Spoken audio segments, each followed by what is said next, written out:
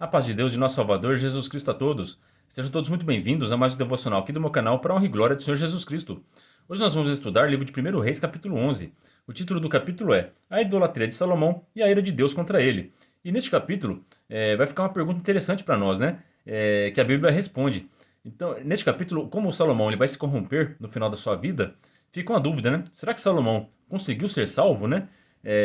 Um homem tão usado por Deus, que escreveu livros tão importantes que estão na Bíblia Sagrada, mas ele também cometeu tantos erros, tantos pecados, e no final da sua vida transgrediu e não mostrou nenhum arrependimento, né? Porque eu sempre escutei os pregadores falar que Salomão se arrependeu, mas não tem nenhum texto escrito dizendo que ele se arrependeu, né? Então, como eles chegaram nessa conclusão? Por isso que é importante a gente estudar, né? Dá a impressão que eles estavam mentindo. Mas aqui eu vou te mostrar os argumentos que eles usam para dizer que Salomão foi salvo, amém? Aí, só Deus que sabe, né? Santo Jesus Cristo. A gente não tem como saber se ele foi salvo ou não, né? A salvação só pertence a Deus e a Jesus Cristo, né? Não cabe a nós julgarmos, né? Mas aqui fica uma dúvida para nós, para a gente estudar. Então a gente vai apenas tentar compreender este assunto melhor, amém? Então vamos começar esse estudo com a ajuda de Deus, a guia do seu bom espírito, em nome de Senhor Jesus. Verso 1. E o rei Salomão amou muitas mulheres estranhas, e isso além da filha de Faraó, Moabitas, Amonitas, Iduméias, Sidônias e Etéias. Das nações de que o Senhor tinha dito aos filhos de Israel, não entrareis a elas, e elas não entrarão a vós. De outra maneira, perverterão o vosso coração para seguirdes os seus deuses. A estas se uniu Salomão com amor. Santo Deus. Então, Deus já tinha dado esse mandamento lá atrás, lá no livro do Êxodo, né? Dizendo para não se contaminar com as mulheres estrangeiras, porque elas iam perverter os corações, mas Salomão não deu ouvidos, da mesma forma que Sansão também não deu ouvidos, né? Muitos, na época do Êxodo, também não deram ouvidos, né? Foram enganados por mulheres estrangeiras e tiveram seus corações pervertidos e sofreram juízo por isso. Então é muito complicada essa situação, tá? Então procurem ter relacionamentos com pessoas da mesma fé que você, tá? Para que o seu coração não se corrompa com a fé das outras pessoas. Que a sua fé seja inabalável diante de Deus, que a sua fé esteja firme na rocha e que você tenha um companheiro ou uma companheira que tenha a mesma fé que você, para que possa te apoiar nos momentos difíceis, amém? Então é assim que o casal cristão deve ser, tá? Os dois numa mesma fé, numa mesma comunhão, tá bom? E tinha 700 mulheres princesas e 300 concubinas, e suas mulheres lhe perverteram o seu coração. 1000 mulheres, Santo Jesus Cristo. Então ele não se perverteu só no final da sua vida, né? Ali foi o auge do pecado dele, né? Mas ele já começou se relacionando com mulheres estrangeiras. Além disso, 1000 mulheres, né? Então era um desejo desenfreado. O apóstolo Paulo chama isso de concupiscência, né? São os desejos da carne desenfreado. E isso não traz benefícios para o nosso espírito também. Ele satisfez a sua carne. Até o Salomão no Eclesiastes ele fala, né, que tudo debaixo do sol é vaidade, que ele conseguiu conquistar tudo, poder, dinheiro, mulheres, tudo ele tinha e tinha muito, né? Só que isso tudo é vaidade, tudo isso passa. E aí, sem Deus, nada disso tem importância. Você não vai levar nada disso com você para o céu, né? Então é muito importante nós termos essa certeza na nossa vida. O que não adianta o homem ganhar o mundo inteiro se ele perder a sua alma, né? O Salomão chegou a essa conclusão. Mesmo ele conseguindo tudo, conquistando tudo, ele chegou que tudo isso é vaidade, né? Santo é Deus. Verso 3. Verso 4. Porque sucedeu que, no tempo da velhice de Salomão, suas mulheres lhe perverteram seu coração para seguir outros deuses, e o seu coração não era perfeito para com o Senhor, seu Deus, como o coração de Davi, seu pai.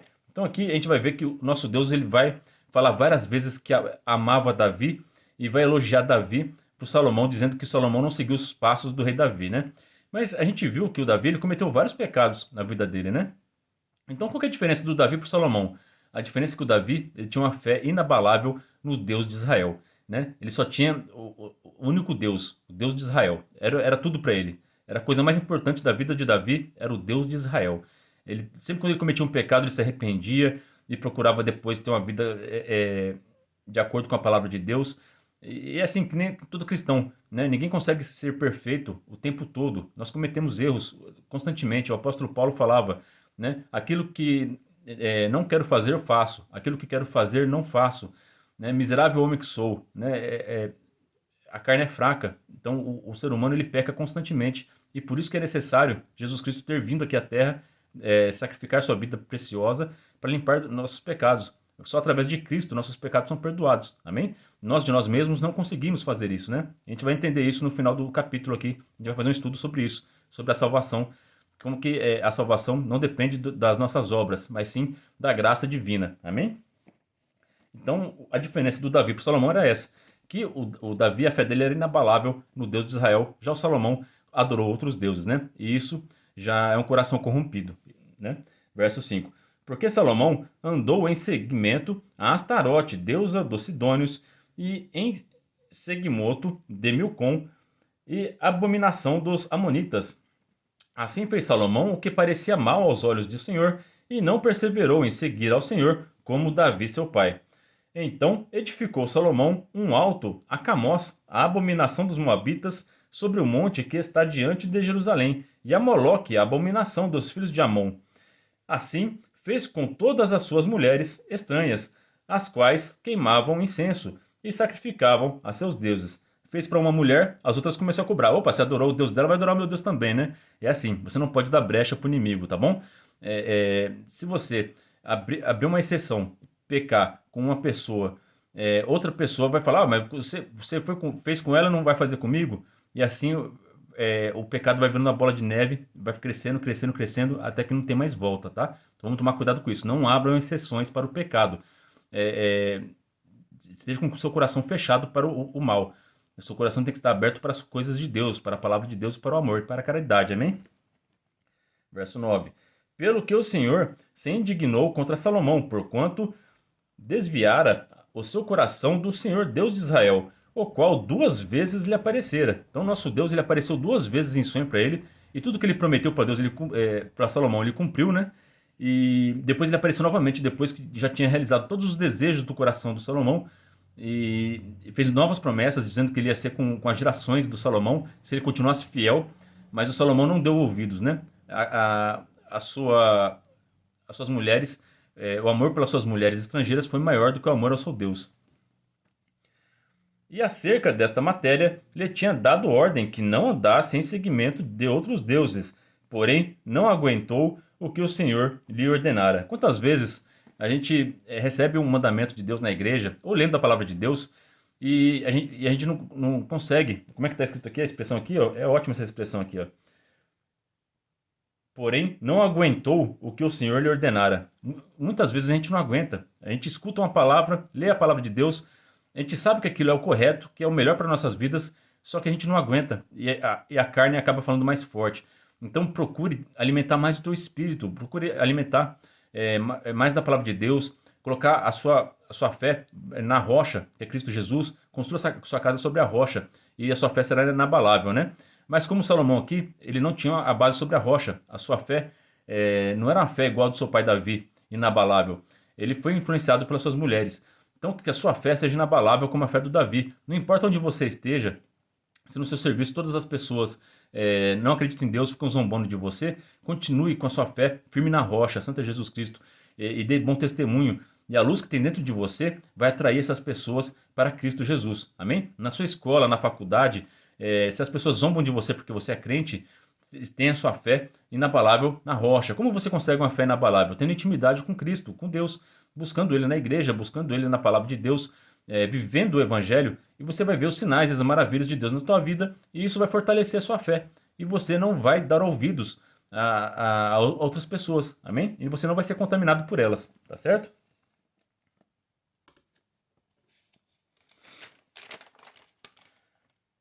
Pelo que disse o Senhor a Salomão: pois que houve isto em ti, que não guardaste o meu concerto e os meus estatutos que te mandei, certamente rasgarei de ti este reino e o darei a teu servo. Então todo pecado tem consequência, né? Então aqui o Salomão pecou e por esses pecados Deus deu a sentença para ele: olha, assim não dá, você pecou demais, você já chegou no limite, aqui agora tem consequência, tá bom? Quando seus filhos fazem coisas erradas na tua casa, você está vendo que o caminho que ele está seguindo não vai ser bom para ele, né? Então você tem que fazer o quê? Você tem que castigar ele, tem que pôr ele para pensar na vida. Aqui é o que o nosso Deus está fazendo com Salomão. Ele ama Salomão. Ele falou: Salomão, chega. O que você está fazendo com a tua vida? Agora no final da sua vida você vai fazer tudo isso daí? Não, tem consequência. Agora você vai aprender. O seu reino vai ser dividido, vai ser rasgado, né? Tudo isso aqui que você conquistou, tudo isso aqui que você fez, fui eu que te dei. E você não está dando valor? Então vamos ter que dividir isso daí, vamos entregar isso para os teus servos. Verso 12. Todavia, nos teus dias não o farei, por amor de Davi teu pai, da mão de teu filho o rasgarei. Então, se você ama teu filho, serve a Deus, tá? Mas serve a Deus com amor, que nem o Davi fazia. Porque, olha só, por amor a Davi, ele não vai fazer. O Salomão não ia ver o reino dividido. Santo é Deus. Olha só o tamanho do amor que Deus tinha por Davi. Deus ama aqueles que o temem, que o amam, que buscam servir em espírito e em verdade. E até as suas gerações futuras, Deus vai abençoar. Né? Tem várias promessas na palavra de Deus que fala que Deus vai abençoar várias gerações daqueles que me amam, né? Santo é Deus. E vai aborrecer várias gerações daqueles que o aborrecem também. Então vamos tomar cuidado, tá? Se você ama seus filhos, guarda os mandamentos de Deus, tá? Porém, todo o reino não rasgarei. Uma tribo darei a teu filho, por amor de meu servo Davi, e por amor de Jerusalém, que tenho elegido. Santo é Deus. Olha só, então, também Deus ama, além de amar o Davi, ele amava a sua palavra. Como ele estabeleceu Jerusalém como sua sede, colocou o nome dele na sua capital, em Jerusalém, né? Que todo aquele que olhasse para Jerusalém e orasse para aquele templo, Deus ia atender a oração. Então Deus ele cumpre as suas promessas, né? Ele ia dividir o reino, mas ele ia preservar um pouco de Jerusalém para adoração, para que o nome de Deus seja lembrado. Amém?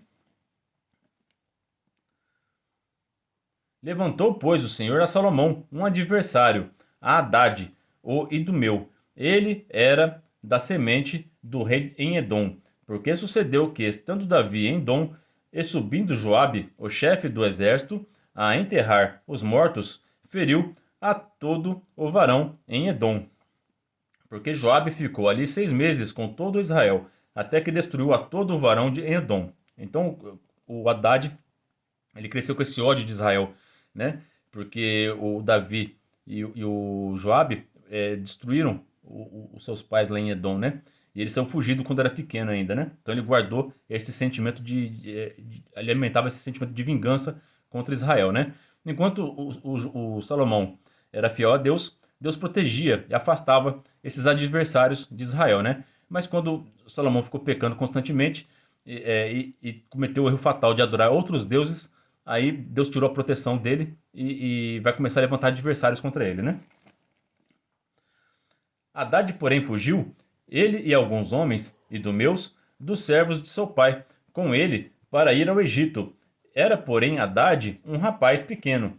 E levantaram-se de Midian e vieram a Parã, e tomaram consigo homens de Parã, e vieram ao Egito, a Faraó, rei do Egito, o qual lhe deu uma casa e lhe prometeu sustento. Ele deu uma terra. Olha só, isso aqui não existe coincidências, tá? Quem que deu graça nos olhos do faraó para esse Haddad aqui, para abraçar esses estrangeiros e cuidar deles como se fossem da própria família do faraó, né? Então aqui eu tenho certeza que foi Deus que colocou esse sentimento aqui, porque Deus sabia que Salomão ia pecar na sua onisciência e estava preparando esses adversários para atacar Israel, para punir Israel pelos seus pecados, né? Por ele ter se desviado do Senhor, né? Então, nada na Bíblia por acaso, nada acontece na sua vida por acaso. Deus tem um plano na sua vida, né? Tem pessoas que o plano delas é para ajudar as pessoas, é para fazer o bem. Tem outras pessoas que é para fazer juízo. Esse Haddad aqui, ele vai ser levantado para fazer juízos contra Israel. Amém?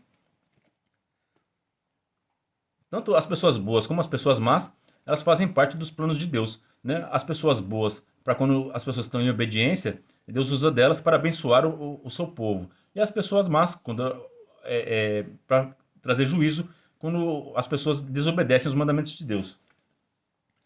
E achou Haddad grande graça aos olhos de Faraó, de maneira que lhe deu por mulher a irmã de sua mulher, irmã de Taquepenes, a rainha.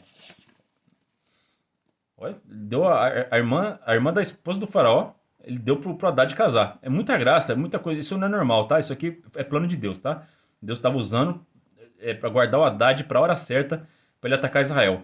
Lembra do Nabucodonosor? A gente vai estudar mais para frente também. Ele também será usado para fazer juízo contra Israel. Era um homem mau, mas que foi usado para trazer juízo contra os transgressores da lei. Amém?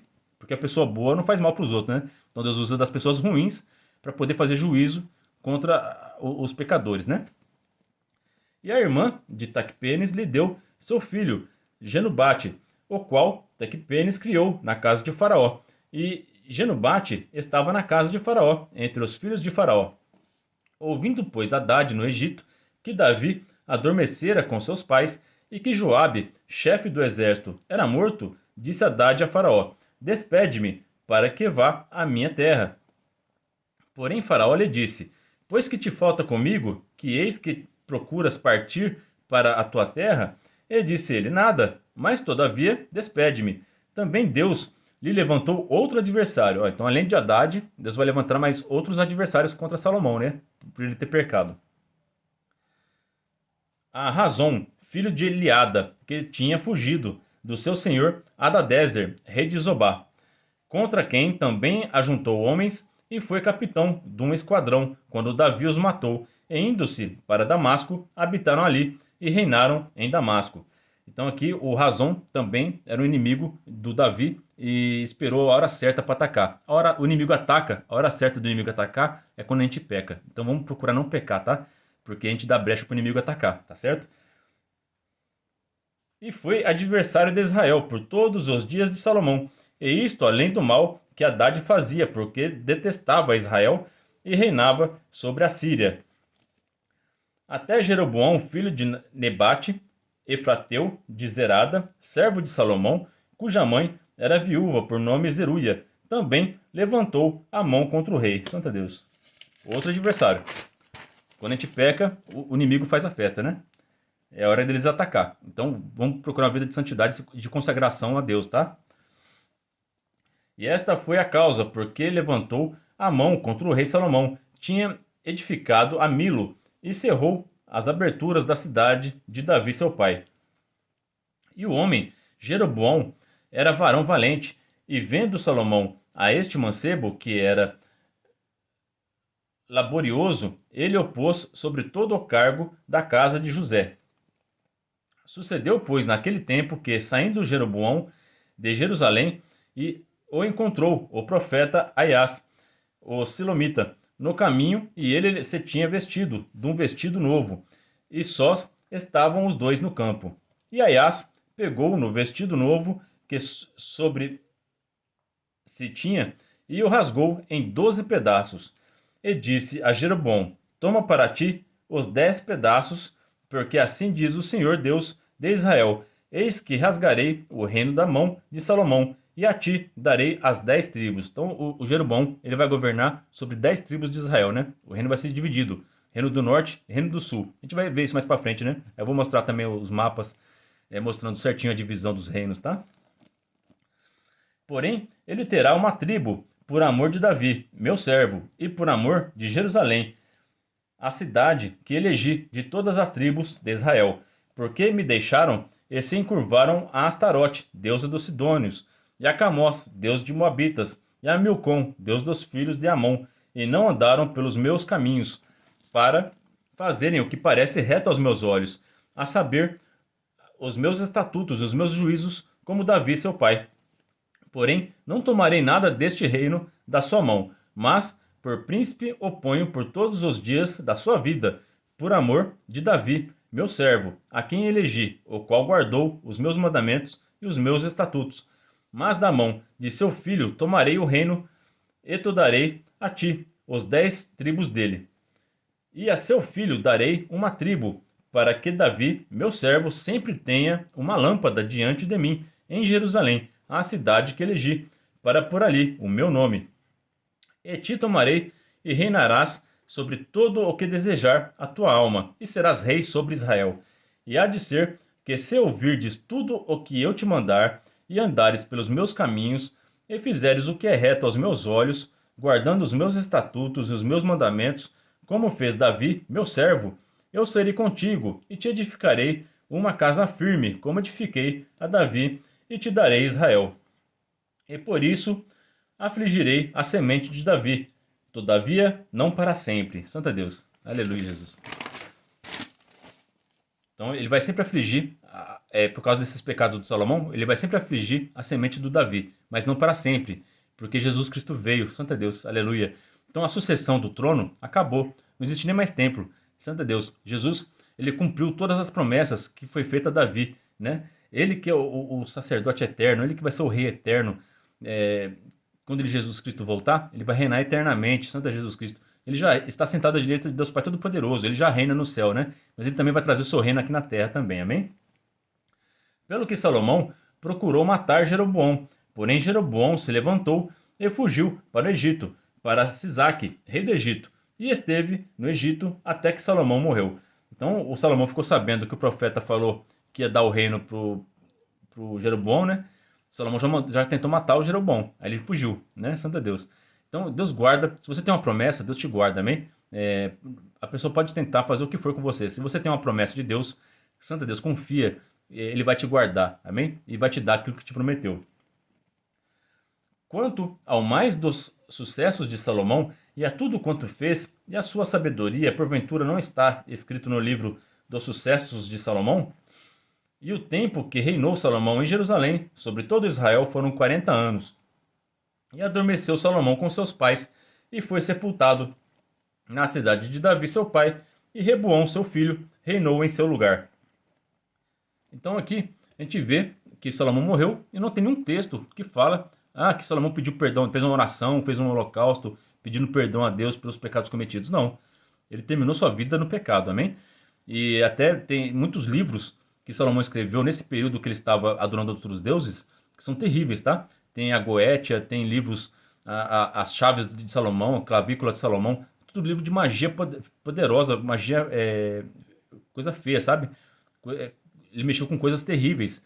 Ele usou todo o dom de sabedoria que ele tinha, que ele escreveu o Eclesiastes, escreveu os provérbios, os cantares, toda essa sabedoria que Deus deu para ele, ele usou para o mal e escreveu livros também terríveis para o mal também. Amém? E um homem desse foi salvo? Como pode ser um homem desse ser salvo, né? É complicado essa dúvida. Então eu sempre escutei que ele tinha se arrependido, né? Mas não tem nenhum texto que fala que ele se arrependeu.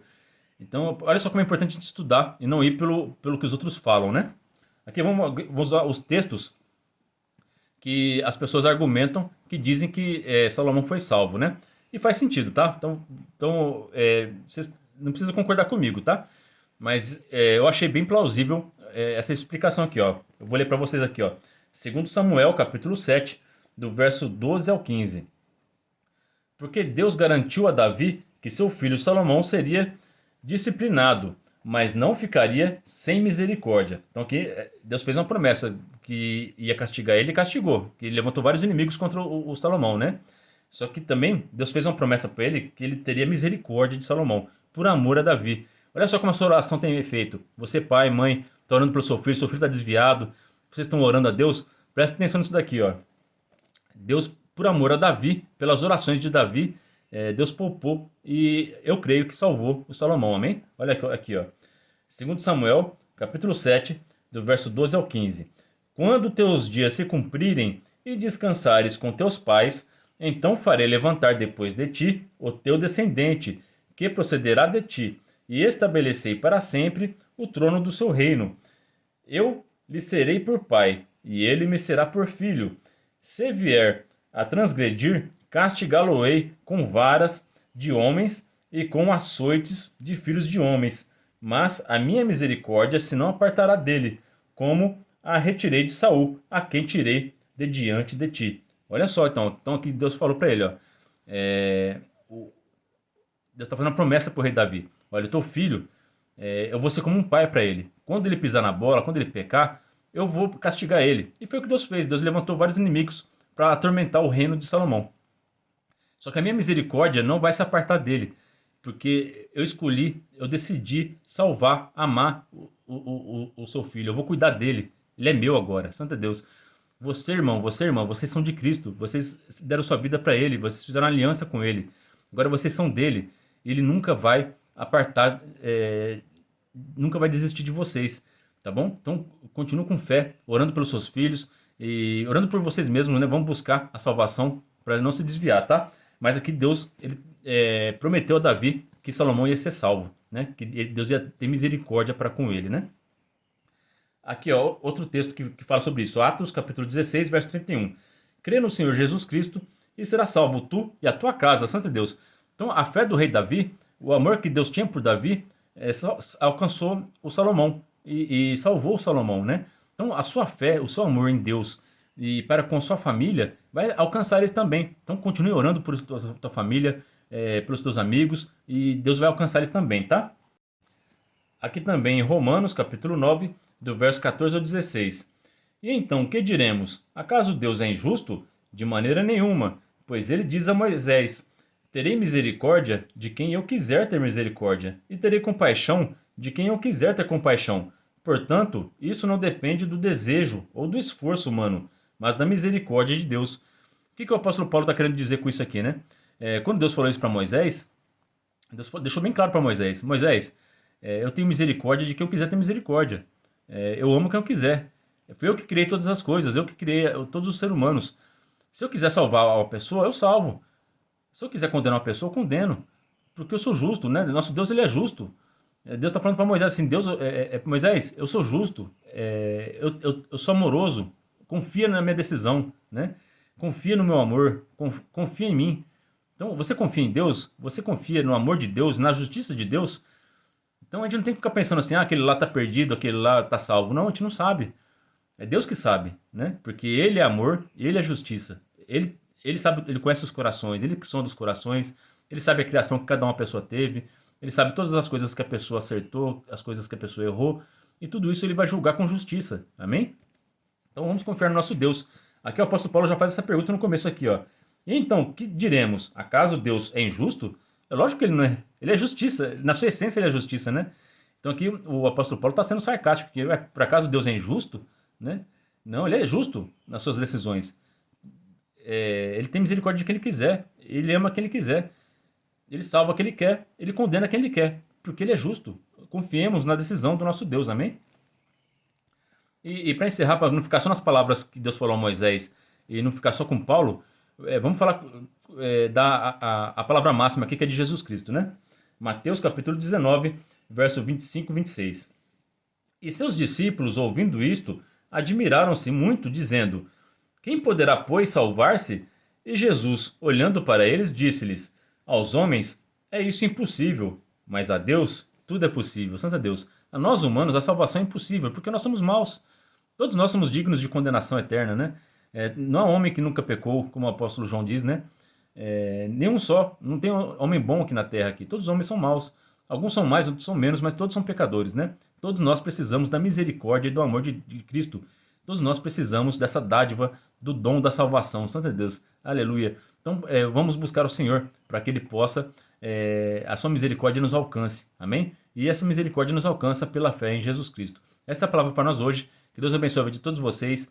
Ora a Deus por mim e pela minha família. E que Deus seja sempre hoje eternamente louvado. Em nome de Jesus, que vive e reina para todos sempre. Amém.